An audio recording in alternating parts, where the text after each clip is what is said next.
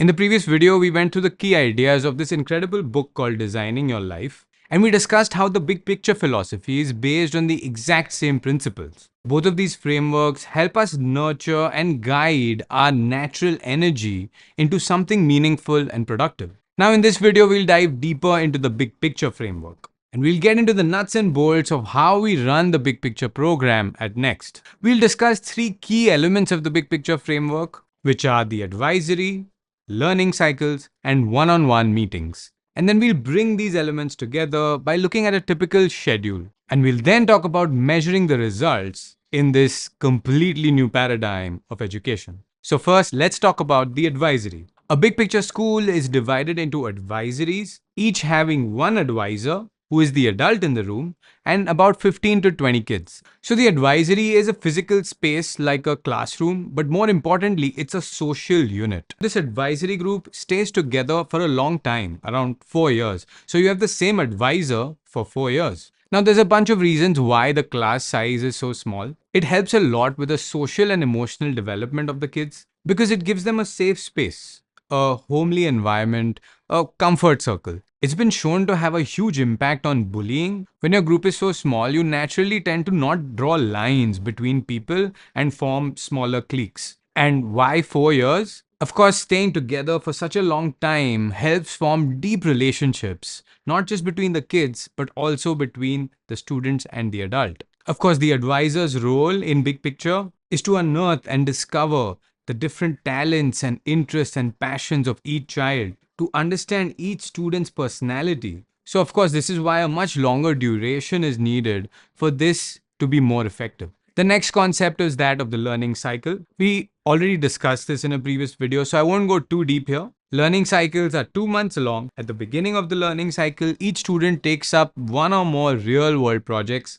and they set goals for themselves around that. The bulk of the learning cycle is about executing those goals. And at the end of the learning cycle, we have what we call an exhibition, where they present their work to their advisor, their mentors, their parents, and their friends. Now let's look at it from the advisor's perspective. Throughout this learning cycle, the advisor is having one-on-one meetings with each student at regular intervals. And this brings us to the fundamental principle of the big picture practice, which is one student at a time. In fact, this is the mission statement of Big Picture, and this one statement is an entire philosophy in itself. Basically, when an advisor is doing big picture work, it has to be one-on-one, one student at a time. Given the nature of the work, it should be obvious why. Each child and each human being is so different and totally unique, right? Each of us have different passions, interests, and ambitions. So that's why it has to be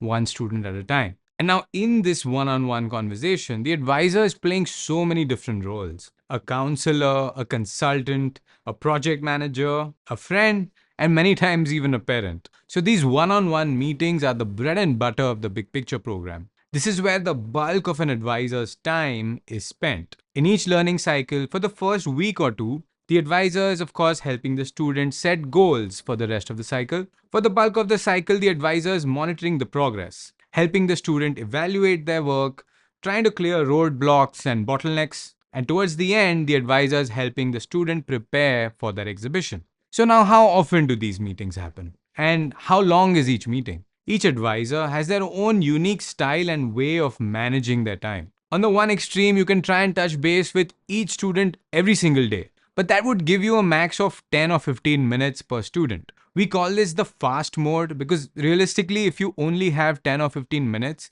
you would only be in project management mode, quickly checking on what's been done, quickly helping the student figure out the next steps, and that's about it. On the other extreme, you could spend like an hour every week with each student. We call this the slow mode because in such a meeting, you have a lot of time to work on many different levels. Of course, you can talk about and evaluate the work that's been done and help set up the goals. Let's call this the ground level view because you can also take a higher level view on it, thinking about not just the first few weeks, but the entire learning cycle. And even a higher view could be to think about and discuss how the entire year is shaping up, and even reflecting on how things have shaped year on year. And we're not just talking about whether the student has done the work or how good the work is. We are constantly exploring whether the work that she's doing is in line with her personality, her interests, and her values. How did you feel when you were writing the book? Did you enjoy it? Did you struggle or did you feel a sense of flow? Has writing always been something that you like doing?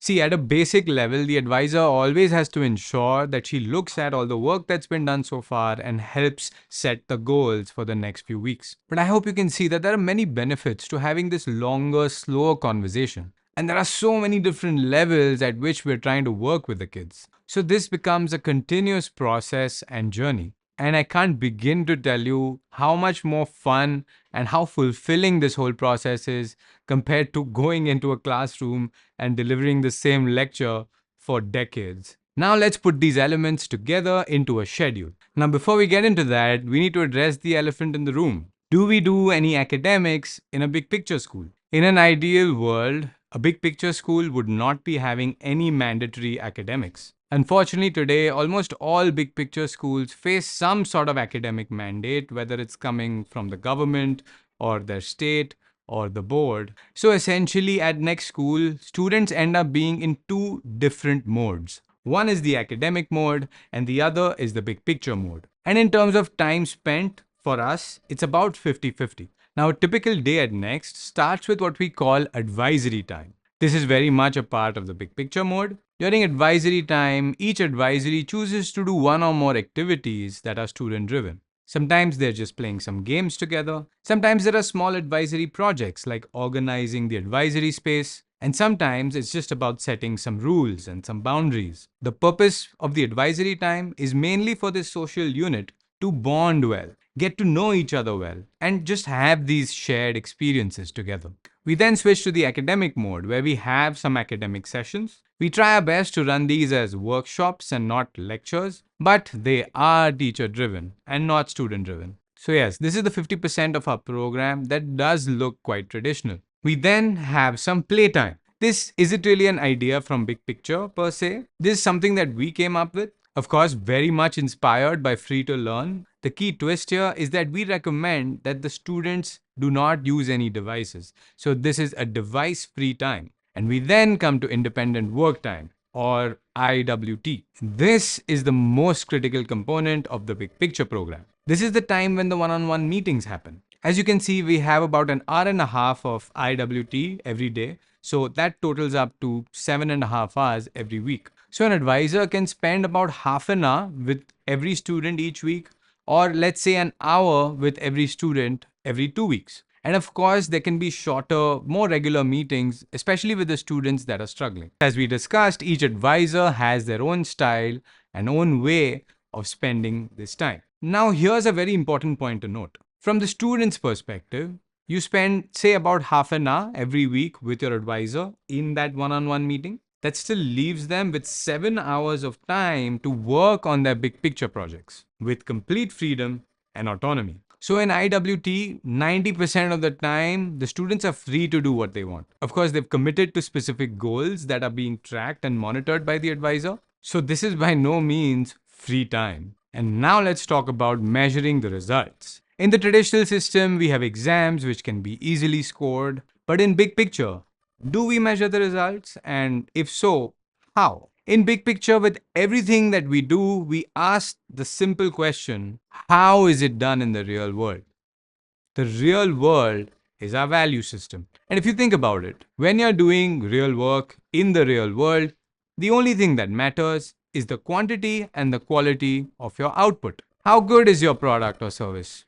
How many people want your product or service? So the first thing we look for is whether you're producing any real world output. If your interest is journalism, then how many articles are you able to produce every cycle? If you're interested in video production, then how many minutes of video or how many videos are you producing every cycle? So that's about the quantity. And at a basic level, that's really important because to even produce a single piece of real world output can be a big challenge for a child. And this kind of a dialogue helps a student reflect on the quantity or volume of their work so that they can try to improve their productivity and learn how to do things better and faster. But of course, the quality is even more important. So how do we measure the quality? Again, let's look at the real world. In the real world, we have this amazing phenomena called markets. And the market tells you everything that you need to know about how much people are liking your product or service. The key point to note here is that in the real world, the quality of your output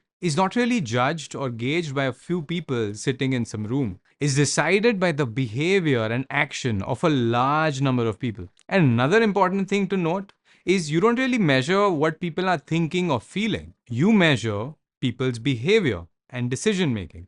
How many people are actually buying the product? Because you might crib and complain about the iPhone or the Android, but then if you go out and buy it every few years anyway, then that's what really matters and not so much your thoughts. Of course, this becomes very difficult to do in the setting of a school. Unless you have a real product or service and are offering it to a wide range of people, we don't really know what the quality of your output is. So, unfortunately, the only thing we're left with is our thoughts and feelings.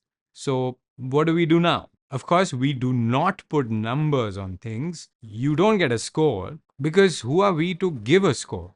Ultimately, it's for the markets to decide. So, an advisor or the mentors might give some feedback to a student, but it's always understood that the feedback is very subjective. And it's actually more for the student to reflect on their own output rather than getting like an external judgment. One thing that helps a lot with this is to ask the student who their inspiration is, who their role model is, who do they think are the best professionals in their field of interest. And we can then look at the student's output and ask them to compare it with the best quality output in their field. And then talk about how we get from here to there. This simple exercise many times makes it very clear where the work stands in terms of its quality, not just for the student, but also for the advisor. But we aren't really measuring anything. We're just having open and honest discussions about the quality of the work. All the while keeping in mind and being careful not to impose our subjective judgments and biases on the student. And also keeping in mind that the student doesn't really have anything to prove to the advisors or the parents or the mentors. The student has to ultimately go and compete in the real world, in the real marketplaces. So I hope this gives you some sense of what's really going on in a big picture school.